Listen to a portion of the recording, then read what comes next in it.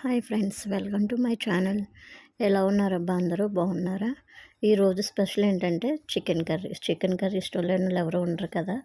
So సింపుల్గా చూద్దాం రండి. ఫస్ట్ బౌల్లో చికెన్ వేసుకొని కొంచెం సాల్ట్, కొంచెం కారం, కొంచెం పసుపు, ఒక నిమ్మకాయ బద్ద రసం పిండి,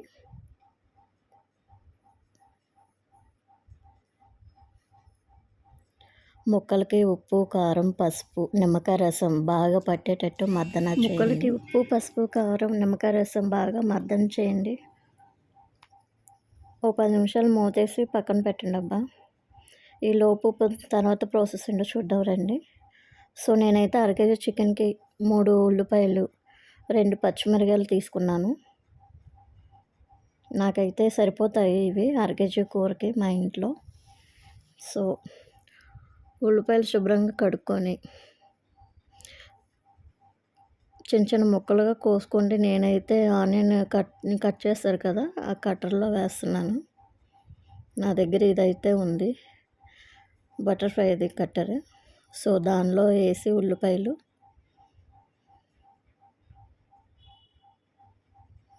వేసి చిన్న చిన్న ముక్కలుగా కోర్స్ చేస్తున్నాను.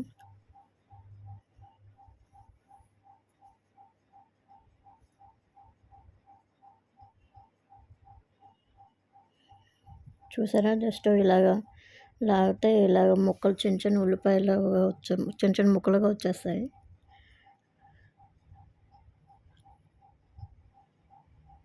చికెన్లో అయితే నేను ఎటువంటి మసాలాలు గట్రా వేయట్లేదబ్బా. కొబ్బరి అవేం వేయట్లేదు, జస్ట్ సింపుల్గా అయితే సరిపోతుంది ఇలాగా.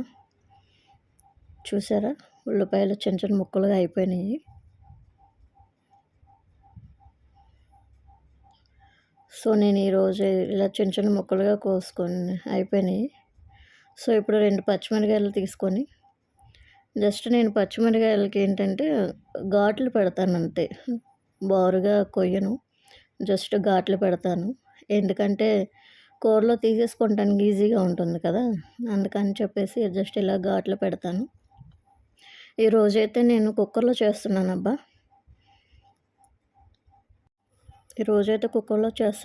కుక్కర్ షాపే పెట్టి కాగిన తర్వాత వేడెక్కిందో లేదో చూస్తున్నాను చేయి పెట్టి. కాగిన తర్వాత ఒక టేబుల్ స్పూన్ ఆయిల్ వేయండి. నేనైతే ఇక్కడ సీసం సీడ్స్ ఆయిల్ వాడుతున్నాను, అదే నువ్వుల నూనె. వేసిన తర్వాత కొంచెం జీలకర్ర, నేను దేనిలో అయినా జీలకర్ర వేస్తానబ్బా. మీకు ఇష్టం ఉంటే వేయండి, లేకపోతే స్కిప్ చేసేయండి. కొంచెం జీలకర్ర వేగిన తర్వాత కొంచెం కరివేపాకు, లైట్గా అది వేగుతున్నప్పుడు ఉల్లిపాయలు, మనం ఘాటు పెట్టుకున్న 2 పచ్చిమిరకాయలు ఉన్నాయి కదా, అవి కూడా వేసేసుకొని కొంచెం గట్టతో కలుపుకుంటే ఉల్లిపాయలు వేగేదాకా బాగా వేగనివ్వాలబ్బా. ఉల్లిపాయలు కర్రీ టేస్ట్ రావాలంటే ఆనియన్స్ బాగా వేగాలి. జస్ట్ మూత పెట్టి ఓ 5 మినిట్స్ మగ్గనివ్వండి. మళ్ళీ మూత తీసి చూసిన తర్వాత సో ఈ కలర్లో వచ్చిన తర్వాత ఆనియన్స్ మళ్ళీ ఒకసారి తిప్పుకోండి. మనం ముందుగా చికెన్ మ్యాగ్నేట్ చేసి పెట్టుకున్నాం కదా, ఆ చికెన్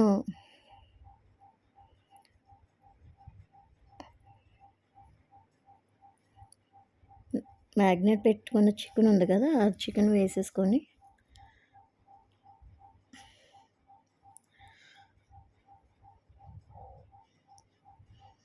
చికెన్కు నూనె వేసుకొని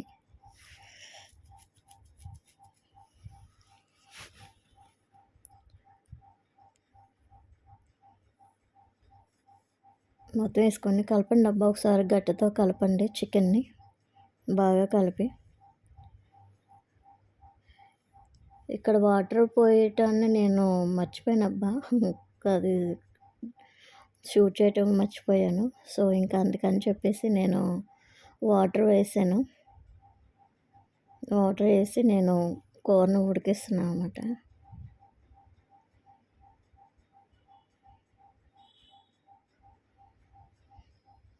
కొంచెం అల్లం వెల్లుల్లిపాయ పేస్ట్,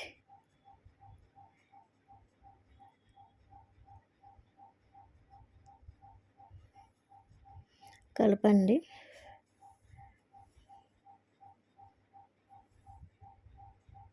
బాగా కలపండి అబ్బా. జస్ట్ మూతేసి ఒకసారి మగ్గనివ్వండి. చెప్పాను కదా, నేను వాటర్ షూట్ చేయటం మర్చిపోయాను. సో వాటర్ వేసాను ఆల్రెడీ. కుక్కర్ మూత పెట్టి విజిల్ వేసాను. నేనైతే ఇక్కడ 4 విజిల్స్ వేయించానమ్మా. 4 విజిల్స్ వేయించిన తర్వాత మూత తీసి చూద్దాం. అదిగోండి, ఆల్మోస్ట్ చికెన్ కర్రీ అయిపోయింది. కొంచెం మీ దగ్గర చికెన్ మసాలా ఉండదు, కొంచెం వేయండి. నేనైతే లైట్గానే వేస్తాను. కొత్తిమీర, నా దగ్గర అయితే కొత్తిమీర లేదబ్బా. నాకైతే కొత్తిమీర వేయటం చాలా ఇష్టం. సో నా దగ్గర అయితే లేదు, ఉన్నదే వేసాను. ఇది last and final chicken curry ఇలా వచ్చింది. ఈరోజు స్పెషల్ మా ఇంట్లో బ్రౌన్ రైస్, వైట్ రైస్.